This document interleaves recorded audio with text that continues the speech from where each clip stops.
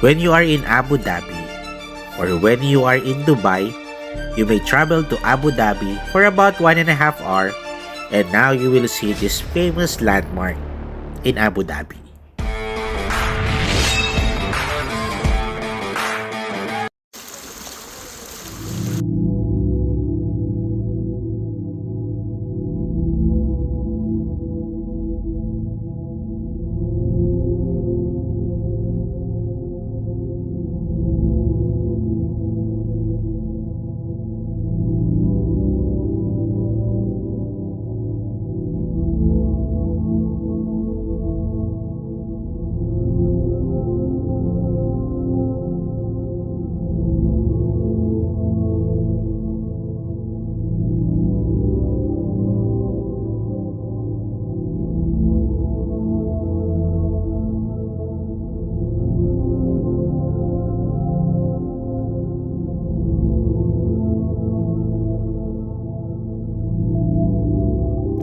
For more travel vlogs, please like, subscribe my CMG channel. Thanks for watching.